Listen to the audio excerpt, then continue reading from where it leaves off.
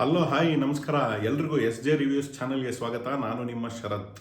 Women's premier league first match full ಯಾವ thriller ಮೂವಿಗೂ ಕಮ್ಮಿ ಇಲ್ಲ ಅನ್ನೋ ಥರ RCB versus MI inauguration match DY Patil ಗ್ರೌಂಡಲ್ಲಿ ಮುಂಬೈನಲ್ಲಿ 4ನೇ ಸೀಸನ್ ಇನಾಗ್ರೇಷನ್ ಮ್ಯಾಚ್ ಈಗ ತಾನೇ ಮುಗೀತು. ಮಧ್ಯರಾತ್ರಿ ಆದರೂ ಪರವಾಗಿಲ್ಲ, ಒಂದು ವಿಡಿಯೋ ಮಾಡೋಣ ಅಂತ ಬಂದಿದ್ದೀನಿ. ನೀವೆಲ್ಲ ಹೇಗಿತ್ತು ಮ್ಯಾಚು ಅಂತ ನೋಡಿದರೆ ಕಮೆಂಟ್ ಎಲ್ಲ ಮಾಡಿ, ಇಲ್ಲ ಅಂತಂದರೆ ಆಮೇಲೆ ಹೈಲೈಟ್ಸ್ ನೋಡ್ಬಿಟ್ಟಾದರೂ ಕಮೆಂಟ್ಸ್ ಎಲ್ಲ ಮಾಡಿ, ಲೈಕ್ ಎಲ್ಲ ಒತ್ತಿ ಈ ವಿಡಿಯೋಗೆ. ಸಿಕ್ಕಾಪಟ್ಟೆ ಕಷ್ಟಪಟ್ಕೊಂಡು ಮಧ್ಯರಾತ್ರಿ ಎಲ್ಲ ವಿಡಿಯೋ ಮಾಡ್ತಾಯಿದ್ದೀನಿ. 4ನೇ ಸೀಸನ್ನು. ಇಷ್ಟು ಸೀಸನ್ನಲ್ಲೂ ಗೆದ್ದಿರೋದು ಬರೀ ಮುಂಬೈ ಮತ್ತು RCB 24 ಗೆದ್ದಿದ್ರು ಲಾಸ್ಟ್ ಇಯರ್, ಮತ್ತು ಮುಂಬೈ ಗೆದ್ಕೊಂಡ್ರು. ಈ ವರ್ಷ ಏನಾಗುತ್ತೆ ಅಂತ ಒಂದು ಕ್ಯೂರಿಯಾಸಿಟಿ ಅಂತೂ ಖಂಡಿತ ಇದ್ದೇ ಇತ್ತು, ಯಾಕಂದರೆ ಆಕ್ಷನ್ ಎಲ್ಲ ಆಯಿತು.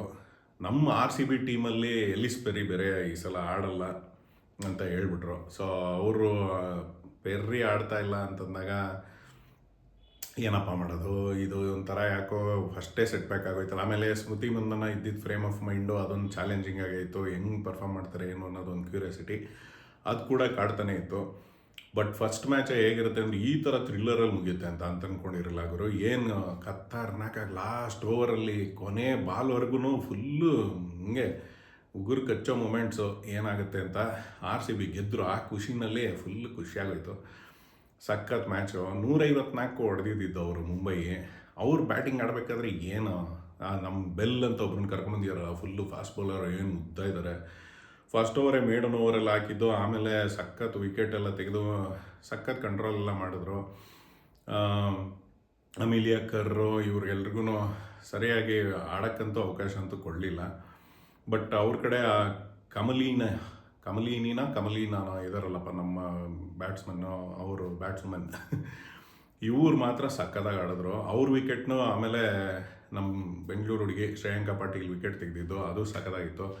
ಬಟ್ ನಮ್ಮವರು ಕೊನೆಯಲ್ಲಿ ಅವ್ರನ್ನ ಡಾಮಿನೇಟ್ ಮಾಡೋಕ್ಕೆ ಒಂದು ಸ್ವಲ್ಪ ಅವಕಾಶ ಮಾಡಿಕೊಟ್ರು. ಆಮೇಲೆ 50 ರನ್ ಪಾರ್ಟ್ನರ್ಶಿಪ್ ಎಲ್ಲ ಬಂತು ಅವ್ರ ಕೊನೆಯಲ್ಲಿ. ಇಲ್ಲಾಂದರೆ ಅವ್ರು 154 ಮುಟ್ಟಕ್ಕಂತೂ ಚಾನ್ಸೇ ಇರಲಿಲ್ಲ, ಯಾಕಂದರೆ 2 ಕ್ಯಾಚ್ ಈಸಿ ಕ್ಯಾಚ್ ಬಿಟ್ಬಿಟ್ರು ನಮ್ಮದು.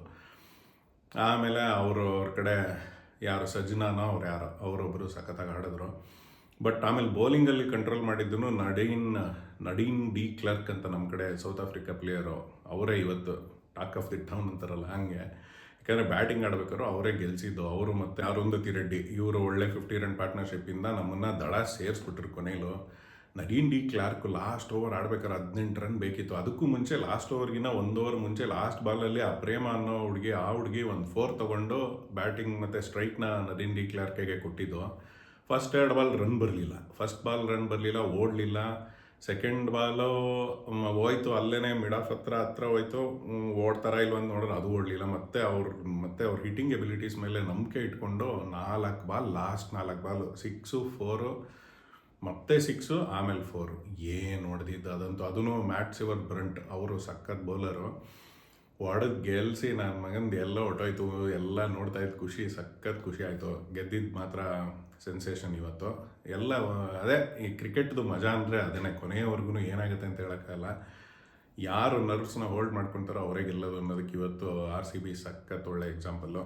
ಭಾಳ ಮಜಾ ಅಂತೂ ಬಂತು ಮ್ಯಾಚು. ನಿಜ ಹೇಳ್ಬೇಕಂತಂದರೆ ಫಸ್ಟ್ ಚೇಸ್ ಮಾಡೋಕ್ಕೆ ಸ್ಟಾರ್ಟ್ ಮಾಡಿದಾಗ RCB ಸ್ಮೃತಿ ಮಂದಣ್ಣ ಮತ್ತು ಅವರು ಗ್ರೇಸ್ ಹ್ಯಾರಿಸ್ ಇವರು ಆಡ್ತಾ ಇದ್ದಾರೆ ಅಂದಾಗ ಸಖತ್ತಾಗೆ ಹೊಡಿತಾರೆ ಅಂತಲೇ ಅದೇ ಆಗಲೇ ಹೇಳಿದಾಗ ಚೆನ್ನಾಗಿ ಆಡ್ತಾ ಇದ್ದಾರೆ ಅಂತ ಯೋಚನೆ ಮಾಡ್ತಾಯಿದ್ವಿ. ಬಟ್ ಆಮೇಲೆ ದಬಾ ಅಂತ ಬಿದೋಗ್ತಿದ್ದಂಗೆ ರಿಚಾ ಘೋಷನು ಬೇಗನೆ ಬಂದಿದ್ದಾರೆ. ರಿಚಾ ಘೋಷ್ ಯೂಶಲಿ ಫಿನಿಷರು. ಅವ್ರೂ ನಮ್ಮ ಕೀಪರ್ ಇದಾರಲ್ಲ ಅವರೂ ಬೇಗ ಔಟ್ ಆದಮೇಲೆ ಇನ್ನೇನು ಮ್ಯಾಚ್ ಹೋಯ್ತು ಅಂತ ನಿಜ ಹೇಳ್ಬೇಕಂದ್ರೆ ನಾನು ಚಾನಲ್ಲು ಚೇಂಜ್ ಮಾಡಿಬಿಟ್ಟು ಸೋನಿ ಲೈವಲ್ಲಿ ಅದು ಯಾವುದೋ ಫ್ರೀಡಮ್ ಅಟ್ ಮಿಡ್ ನೈಟ್ ಅಂತ ಒಂದು ಸೀರೀಸ್ ಇದೆ, ಬೇಕಿದ್ರೆ ನೀವು ಅದನ್ನು ಫ್ರೀಯಾಗಿ ಅದನ್ನು ನೋಡಿ. ಚೆನ್ನಾಗಿ ತೆಗೆದಿದ್ದಾರೆ ಆ್ಯಕ್ಚುಲಿ. ಎಷ್ಟೊಂದು ನಮ್ಗೆ ಇಂಡಿಪೆಂಡೆನ್ಸ್ ಬಂದಿರೋದು ಪಾರ್ಟಿಷನ್ ಕತೆ ಎಲ್ಲ ತುಂಬ ಹಳೇದೇನೆ.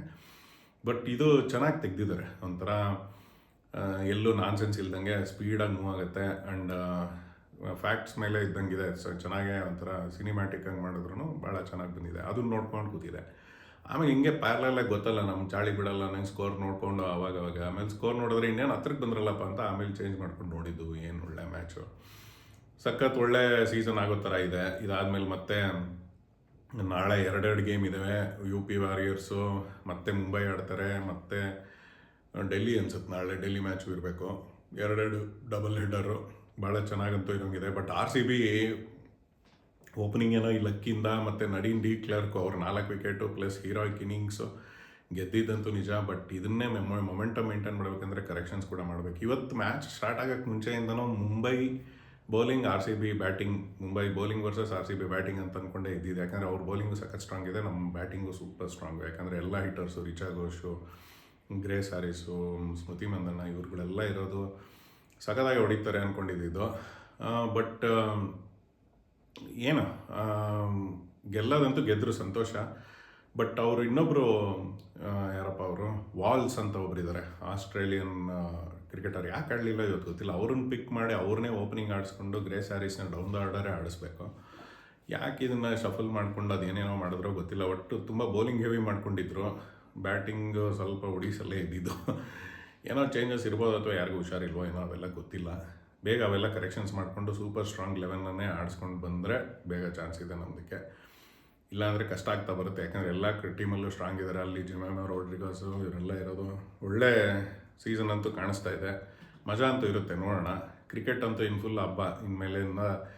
ಆಮೇಲೆ 1 ಡೇ 3 ಮ್ಯಾಚ್ ಬೇರೆ ಮಧ್ಯ ಕೂತ್ಕೊಂಡಿದೆ ನ್ಯೂಜಿಲೆಂಡ್ ಜೊತೆ. ಅದಾದಮೇಲೆ ವರ್ಲ್ಡ್ ಕಪ್ T20 ಅದಾಗ್ತಿದ್ದಂಗೆ ಮೆನ್ಸ್ IPL ಎಲ್ಲ ಸ್ಟಾರ್ಟ್ ಆಗುತ್ತೆ. ವೀಡಿಯೋಸ್ ಆದಷ್ಟು ಅವಾಗವಾಗೆ ಮಾಡೋಕ್ಕೆ ಟ್ರೈ ಮಾಡ್ತೀನಿ. ಇಲ್ಲ ಅಂತಂದರೆ ನೆಕ್ಸ್ಟ್ ಡೇ ಮಾರ್ನಿಂಗ್ ಅಂತೂ ಆದಷ್ಟು ಟ್ರೈ ಮಾಡ್ತೀನಿ. ಸಪೋರ್ಟ್ ಹಿಂಗೆ ಮುಂದುವರಿಸ್ತಾರೆ. ಇವತ್ತು RCB ಗೆದ್ದಿರೋ ಮಜಾದಲ್ಲಿ ಏನು ಬೇಕಿದ್ರು ಪಾರ್ಟಿ ಮಾಡ್ಕೋಬೋದು. ಅಲ್ಲ ಆರಾಮಾಗಿ ಫುಲ್ ಖುಷಿಯಾಗಿ ವೀಕೆಂಡ್ ಅಂತೂ ಸೂಪರ್ ಮಜಾ ಅಂತೂ ಇರುತ್ತೆ. ಎಂಜಾಯ್ ಮಾಡೋಣ. ಸಿಗ್ತಾ ಇರೋಣ ಹಿಂಗೆ. ಬಾಯ್.